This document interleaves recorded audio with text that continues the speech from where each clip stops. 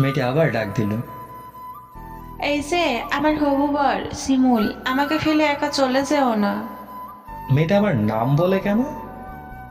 মেয়েটাকে দেখার জন্য পেছন ফিরে তাকালাম। হায় আল্লাহ, আমার চোখ এ কি দেখলো! এ তো ইপ্তি। ইপ্তি আমার দিকে দৌড়ে আসতে লাগলো।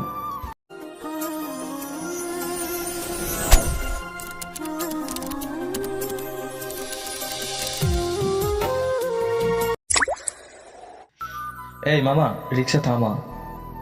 ইপ্তি আমার কাছে চলে আসলো। এই, আমাকে একলা করে চলে যাচ্ছ কেন? তো তোমাকে সাথে করে নিয়ে যেতে হবে না বুঝি? বারে, দেখছি তোমার কিছুই মনে থাকে না। কি মনে রাখতে হবে? হ্যাঁ, আমি তোমার হবু বউ, এটা তোমার মনে থাকে না কেন? তোমার মাথা ঠিক আছে তো?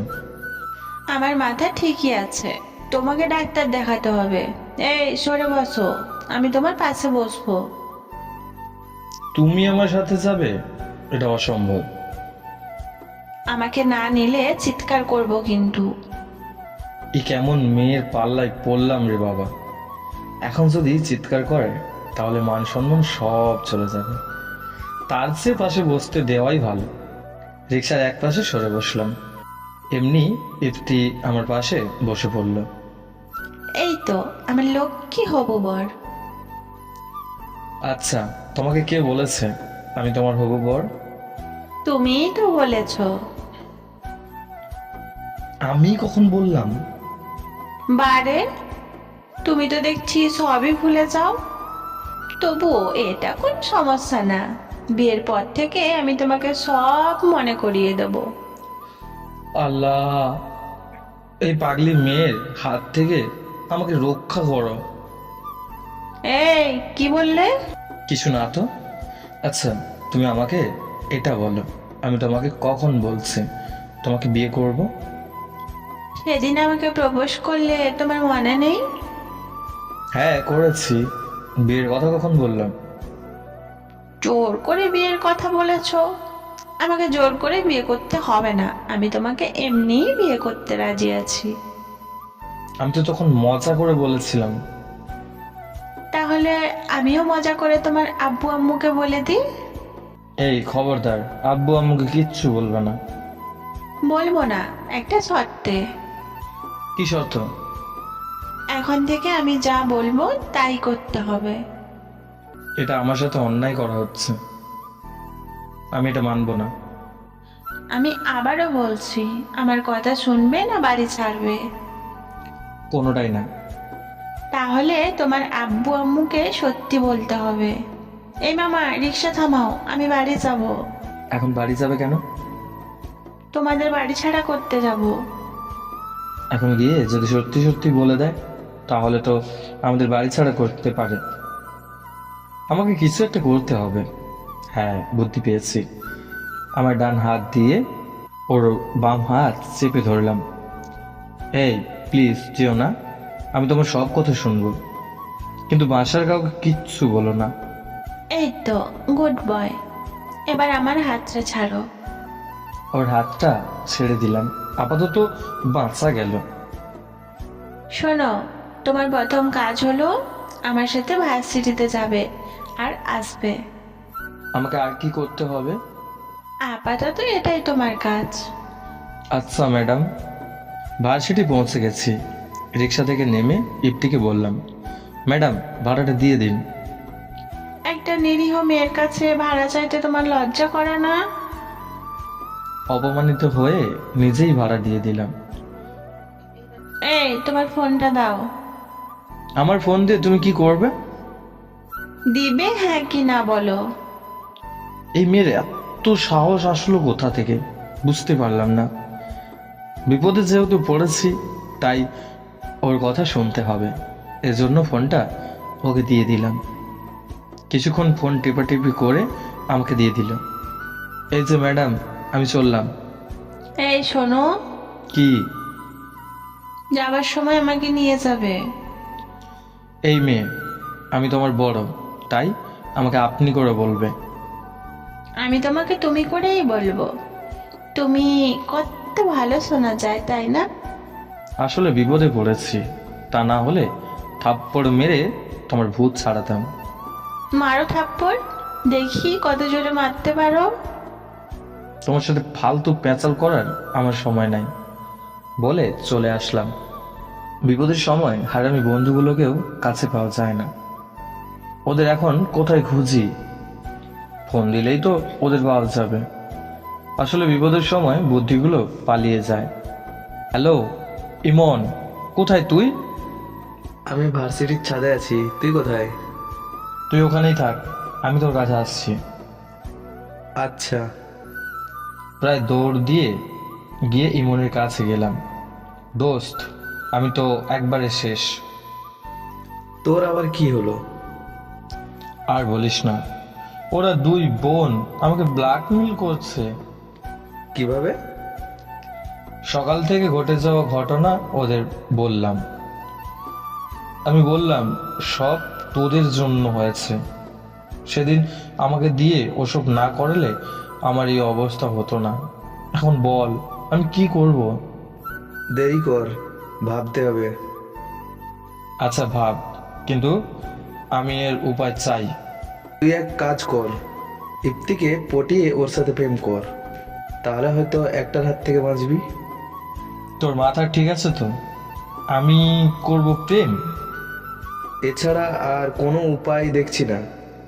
তুই তো জানিস আমাকে কেউ উল্টাপাল্টা কিছু বললে আমার মাথা গরম হয়ে যায়, আর মনে হয় ওই মেয়ের মাথায় তার ছেঁড়া আছে। কখন কি বলবে, আবার যদি থাপ্পড় মারি তাহলে আমার সব যাবে। আরে বিপদে মাথা ঠান্ডা রেখে কাজ করতে হয়। তা জানি, তাহলে কাজ শুরু করে দে। কিন্তু দোস্ত, প্রেম কিভাবে করতে হয় আমি তো জানি না। শোন, ওর সাথে সুন্দরভাবে কথা বলবি, কথার আকার ইঙ্গিতে ওকে বোঝাবি তুই ওকে ভালোবাসিস। এ তো অনেক বড় কঠিন কাজ। কঠিন, কিন্তু এই অসাধ্য সাধন করতে হবে। দোস্ত চল, ক্লাসের সময় হয়ে গেছে। ক্লাস শেষ করে ক্যান্টিনে বসে আড্ডা দিচ্ছি। হঠাৎ ফোনটা বেজে উঠলো। ফোনের স্ক্রিনে তাকিয়ে দেখি অচেনা নাম্বার। কলটা কেটে দিলাম। একটু পর আবার ওই নাম্বার থেকে কল আসলো। কলটা রিসিভ করলাম। আসসালামু আলাইকুম, কে আপনি? তোর জম। ওই তুই আমার ফোন কাটলি কোন সাহসে? মেয়েটার কত বড় সাহস, তুই তাকারি করে কথা বলছে। আপনি এত অভদ্র কেন? আপনার মা বাবা আপনাকে এই ভদ্রতা শেখায় নাই? অনেক শিখাইছে। তাহলে অভদ্রের মতো কথা বলছেন কেন? আর কেউ সালাম দিলে তার জবাব দিতে হয়। ও সরি, রাগে এমন হয়েছে, আর হবে না। সরি বললেই সব অপরাধ মাফ করা যায় না। আপনাকে কাছে পেলে থাপ্পড় দিয়ে শিক্ষা দিতাম। ওই তোমার হাতে কি বেশি জোর হয়েছে যে মেয়েদের খালি থাপ্পড় দাও? হ্যাঁ হয়েছে। তাহলে আসো, আমাকে থাপ্পড় মেরে যাও। মেয়েটার এমন কথা শুনে পাগলি টাইপের মনে হলো, তাই বললাম বাই পাগলি, আপনার সাথে ফালতু কথা বলার সময় নেই। ওই আমি পাগলি? আজ তুই বাসায় আয়, আমি তোর মাথা ফাটাবো। এই তো দেখছি সত্যিকারের পাগলে। পাগলিকে খেপিয়ে লাভ নেই, তাই ফোনটা কেটে দিলাম। কি হয়েছে দোস্ত? আর বলিস না, কোথাকার এক পাগলি ফোন করেছিল। বাদ দে এইসব, এখন আমাকে বাসায় যেতে হবে। আচ্ছা যা, তবে আমার কথা মতো কাজ করিস কেমন? আচ্ছা করব। আমি বাসার উদ্দেশ্যে চলতে শুরু করলাম। যেতে যেতে ভার্সিটির গেটে পৌঁছালাম। একটু অপেক্ষা করতেই রিক্সা পেয়ে গেলাম। রিক্সাতে উঠতে যাব এমন সময় ইপ্তি চলে আসলো। এই তুমি আমাকে পাগলি বললে কেন? তোমাকে পাগলি কখন বললাম? একটু আগে ফোনে বলেছো। ও, তাহলে তুমি একটু আগে ফোন করেছিলে? হ্যাঁ। পরিচয় দিলে না কেন? মনে ছিল না। এই জন্যই তো তোমাকে পাগলি বলেছি। কি? আমি পাগলি? আরে না, তুমি তো অনেক ভালো মেয়ে। আমি তো ভালো মেয়ে, কিন্তু তুমি পাগলি বললে কেন? সরি, আর পাগলি বলবো না। সরি বললে সব সমস্যার সমাধান হয় না, এজন্য তোমাকে শাস্তি পেতে হবে। এত মানুষের মধ্যে প্লিজ কিচ্ছু করো না, তাহলে মান সম্মান সব শেষ হয়ে যাবে। তুমি চাইলে বাসায় গিয়ে শাস্তি দিতে পারো। না, তোমাকে আমি এখনই শাস্তি দেব। প্লিজ, এখানে নয়, আড়ালে গিয়ে শাস্তি দিও। আমি তোমাকে মারবো না, তবে জরিমানা করব। যাক, বাঁচা গেল। তা তোমাকে 10 টাকা দিলে জরিমানা মিটবে? ওই, আমাকে কি বাচ্চা পেয়েছো? ও, তুমি তো বড় মানুষ হয়ে গেছো, সেজন্য তোমাকে 30 টাকা দিই, কেমন? ওই, ফাজলামি বাদ দাও। আমি ফুচকা খাবো, তুমি আমাকে ফুচকা খাওয়াবে, চলো। তুমি বাচ্চা মেয়ে নাকি যে তোমাকে মুখে তুলে ফুচকা খাওয়াতে হবে? তোমাকে খাইয়ে দিতে বলছি না। তাহলে তোমাকে নিজে গিয়ে খেতে মানা কে করলো? আমি খাবো আর তুমি টাকা দেবে, এজন্য তোমাকে নিয়ে যাব। আমার কাছে অত টাকা নেই। তুমি আমাকে মিথ্যে বলছো। সত্যি বলছি। তাহলে তোমার মানিব্যাগ দেখাও। মানিব্যাগ নাই। ছি ছি, তুমি এত মিথ্যে বলো, আগে জানা ছিল না। কই মিথ্যা বললাম? সকালে তুমি মানিব্যাগ থেকে টাকা বের করে রিক্সা ভাড়া দিলে আমার সামনে, তাও তুমি বলছো তোমার কাছে মানিব্যাগ নেই। এই যা, মিথ্যা বলেও ধরা খেয়ে গেলাম। আমাকে দিয়ে কিছুই হবে না। কিছু বলছো না কেন? কি আর বলবো, বলার মতো কিছু নেই। না থাকলে চলো ফুচকা খাবো। গুনে গুনে 4 প্লেট ফুচকা খেলো। কি রাক্ষস মেয়ে! এর সাথে যার বিয়ে হবে তার কপালে দুঃখ আছে। আমাকেও জোর করে 2 প্লেট খাওয়ালো। ওই, কি ভাবছো? কিছু না। তাহলে ফুচকার বিলটা দিয়ে দাও। মামা, বিল কত?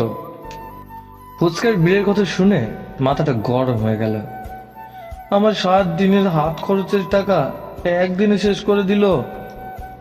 না জানি আমার আরো কত টাকা শেষ করবে, একমাত্র আল্লাহই ভালো জানে। চলো এখন বাসায় যাব। আমি যাব না। আচ্ছা, যাওয়ার টাকা আমি দেব, এখন চলো। আরে, গরু মেরে জুতা দান করছে। কিছু বললে? না তো। তাহলে চলো বাসায় যাই। আমি রিক্সায় উঠে বসলাম। রিক্সা চলতে শুরু করলো। বাসার সামনে চলে আসছি। রিক্সা থামলে একটি ভাড়া দিয়ে দিল। এই শুনো, জি ম্যাডাম, বলেন। তোমাকে প্রথম দিন দেখে অনেক সাহসী মনে করেছিলাম, কিন্তু তুমি দেখছি একটা ভিতুর ডিম। কি আমি ভীতু? তো তাছাড়া কি? বলে হাসতে হাসতে চলে গেল। মেয়েদের মন বোঝা বড় দায়, কারণ ক্ষণে ক্ষণে এর রং বদলায়। যাই হোক, ইপ্তির শেষ কথায় একটা রহস্যর গন্ধ পেলাম। এই রহস্যটা আমাকে বের করতে হবে। বাসায় এসে গোসল করে শুয়ে পড়লাম। এই দুপুরে শুয়ে পড়লি যে, শরীর খারাপ করলো নাকি? না মা, এমনিতেই। ও, তোকে একটা কথা বলার ছিল। মা, কি কথা? তোরে বাড়িওয়ালি আন্টি তোকে ডেকেছে।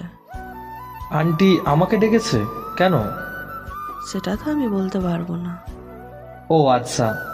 মা, আন্টি কখন এসেছিল? তুই আসার একটু আগে। ও আচ্ছা, আমি গিয়ে আন্টির সাথে কথা পরে বলবো। আচ্ছা। শম্পা আবার আন্টিকে কিছু বলে দেয়নি তো? যদি বলে দেয় তাহলে আমার কি হবে একমাত্র আল্লাহই ভালো জানে। টেনশনে ঘুমাতেও পারলাম না। সময় যেন কাটছে না। বিকেলে কখন আসবে, অপেক্ষার সময় যেন কাটে না। অবশেষে বিকেল আসলো। আন্টির সাথে কথা বলতে দোতলায় উঠলাম। আন্টিকে বললাম, আমাকে ডেকেছিলেন? একটা কথা বলার ছিল। কি কথা বলবে আল্লাহই ভালো জানে। মনে মনে সাহস নিয়ে বললাম, জি আন্টি বলুন। আসলে কথাটা তুমি কিভাবে নেবে? এই কথাটা শুনে মনে হলো বিপদ আমার ঘনিয়ে আসছে। নিজেকে শক্ত করে বললাম, আন্টি আপনি নির্ভয় বলুন। আসলে শম্পা বলল কি বলেছে শম্পা? তুমি নাকি ভালো হিসাব বিজ্ঞান পড়ো, তাই শম্পা তোমার কাছে পড়তে চায়। যাক বাবা, বাঁচলাম। অন্য কিছু বলে নাই, পড়ার কথাই বলছে। কিছু বলছো না যে? আসলে আন্টি, আমি তোমার আম্মুর কাছে শুনেছি তুমি কাউকে পড়াও নাই। হ্যাঁ আন্টি, আম্মু ঠিক বলছে। আমার আসলে পড়ানোর অভিজ্ঞতা নেই। আসলে শম্পা খুব জেদি মেয়ে, তাই তোমাকে আবার অনুরোধ করছি। যদি না পড়াই তাহলে আন্টিকে ওই দিনের কথা বলে দিতে পারে। কি করি এখন? সব কিছুর অভিজ্ঞতা রাখতে হয়, এর মধ্যে পড়াশোনার অভিজ্ঞতাটা বাদ কেন দেই? তাই আন্টিকে বলে দিলাম আমি পড়াবো। বাবা তুমি আমাকে বাঁচালে আমার জল্লাদ মেয়ের হাত থেকে। আন্টি, ওকে জল্লাদ বলছেন কেন? তুমি ওকে পড়াও, তাহলে বুঝতে পারবে। কি বিপদে পড়লাম আমি! যা হবার হবে, ভেবে আর লাভ নেই। আন্টি, ওকে কখন পড়াতে হবে? রাত 7টা থেকে 8টা পর্যন্ত। আচ্ছা, এখন তাহলে আমি আসি আন্টি। আচ্ছা যাও। প্রায় সন্ধ্যা হয়ে আসছে, রুমে চলে আসলাম। একটু পর শম্পাকে পড়াতে যেতে হবে। কি থেকে পড়ানো শুরু করব বুঝে উঠতে পারলাম না। এরা দু বোন আমাকে নিয়ে খেলা শুরু করছে। আমাকে এরা কি করতে চায়, এদের মাথায় কিছু বুঝতে পারছি না। এখন এসব নিয়ে ভাবা যাবে না, পড়াতে যেতে হবে। চললাম জীবনের প্রথম প্রাইভেট পড়াতে। বন্ধুরা, আমাদের এর নেক্সট পর্ব দেখার জন্য আমাদের চ্যানেলটি সাবস্ক্রাইব করুন, পাশে থাকা বেল আইকনের অল ঘন্টিটা বাজিয়ে দিন। চলুন বন্ধুরা, একটু শেয়ার করে দিন। আর হ্যাঁ, লাইক করে কমেন্ট করতে ভুলো না যেন। ধন্যবাদ।